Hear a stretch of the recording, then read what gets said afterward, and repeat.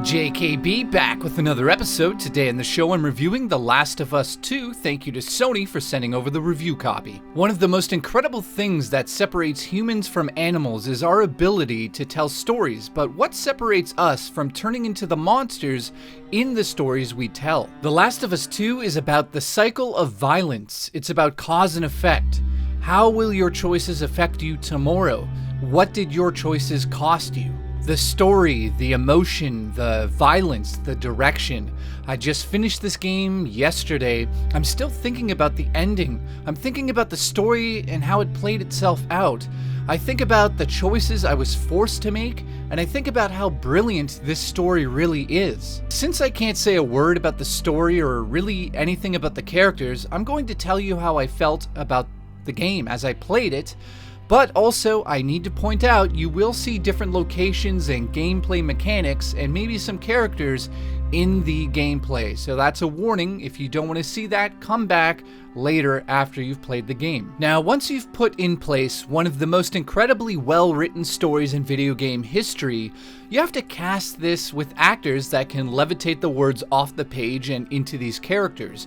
And without a shadow of a doubt, in my mind, this cast is one of the best casts I've ever witnessed in a single game. The cast of characters is much bigger this time around, and you'll be absolutely blown away with their performances. From the main characters right down to the NPCs, you'll be murdering people non-stop, and you won't find a single sour note in performance of these actors.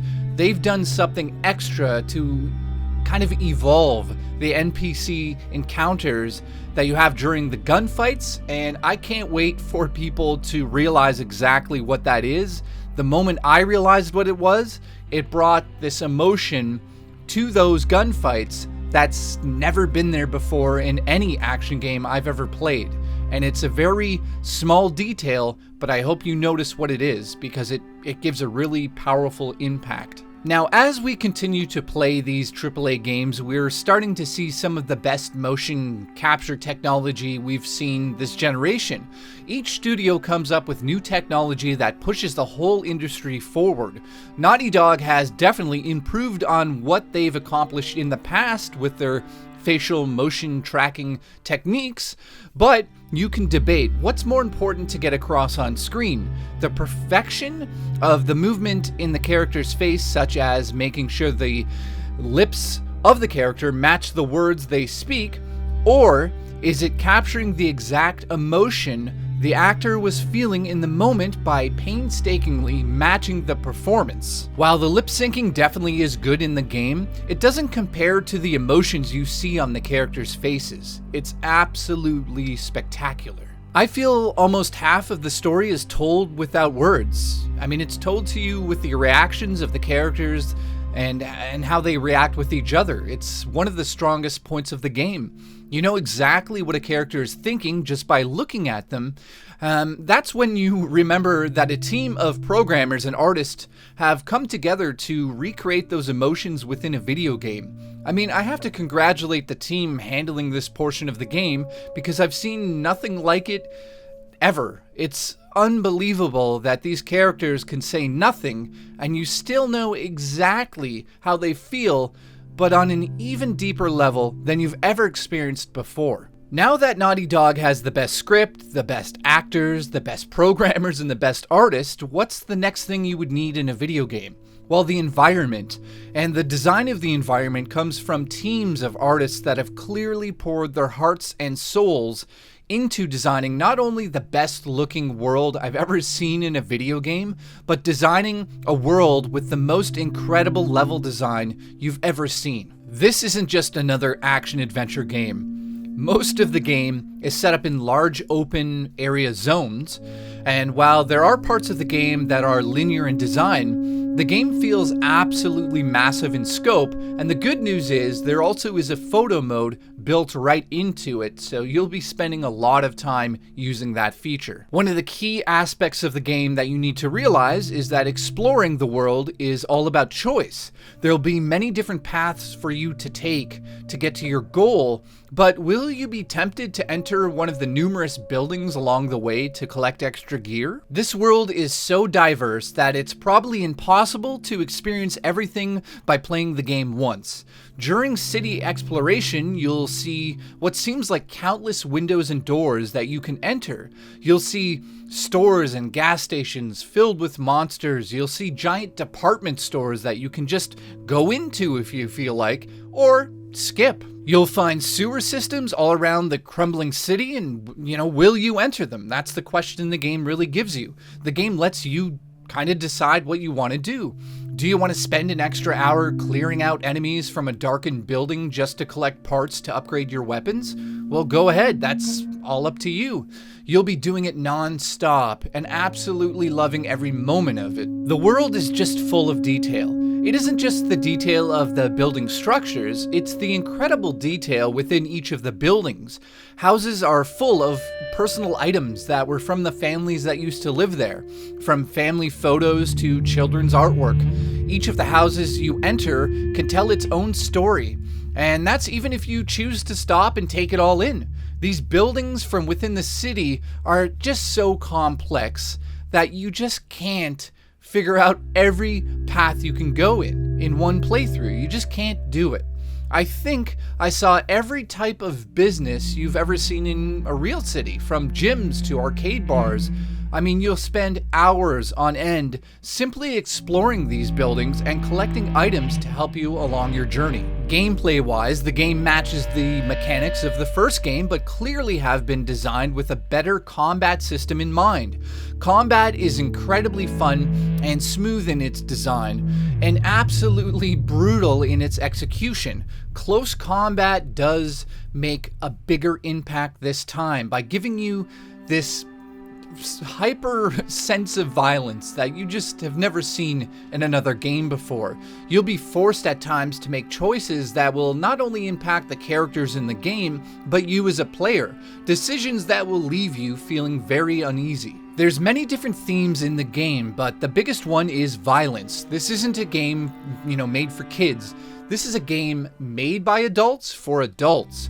Doesn't pull a single punch. Whoever worked on the gore system should get a raise, because it's going to be hard for some people to witness this level of just pure unrated violence. This game makes you take moments and think, if you lived in this world, what would you do to protect yourself and the ones you love? How far would you cross a line? When would you become the monster that you hunt? How far over the line have you gone?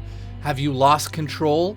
Have you been blinded by revenge? I think one of the biggest reasons this game will go down in history as the best world to experience is because you can never predict what's next.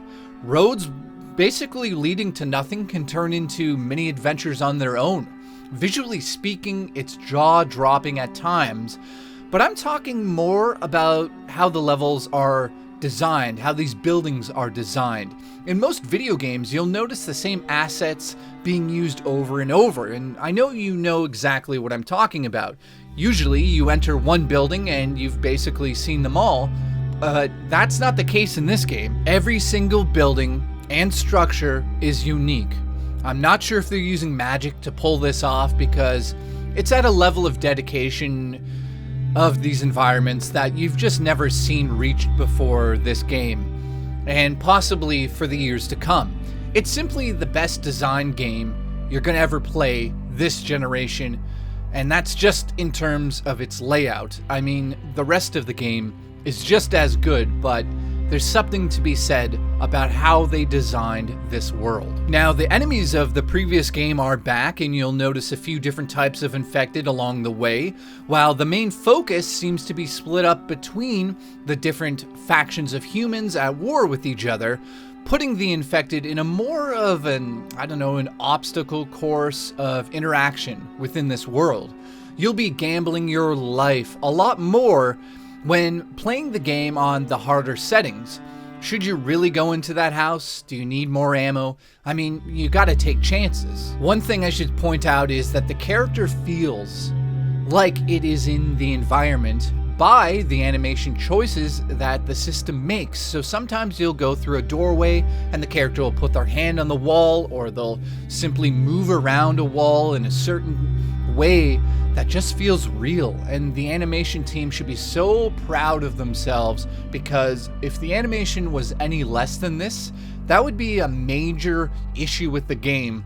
But the animation in this game is, the best you're going to see. I just don't know how it gets better until next generation. All good games have great pacing. Pacing is a design tool that, when used right, can help set up very emotional moments that will hit with a bigger impact, or even help set up really good scares. It's the flow of the story. It's the glue that connects the violence with compassion.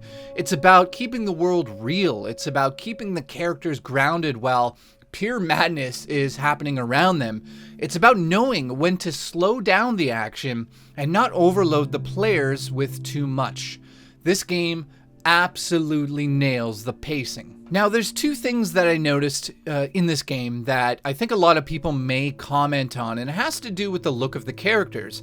While 95% of this game is just absolutely beautiful, there's a few moments here and there when you'll notice from a distance that the characters' faces, and more importantly, the eyes, seem to be a little strange. During cutscenes, the eyes are extremely important. This game nails those moments. It's at a distance where you'll notice that there's a change in the way it's either rendered or the level of detail put into that section of the face. Normally I wouldn't bring something like this up, but it's a little strange due to the fact that the game has the best designed eyes I've ever seen during the cutscenes. Now, that's not to say this is a major issue.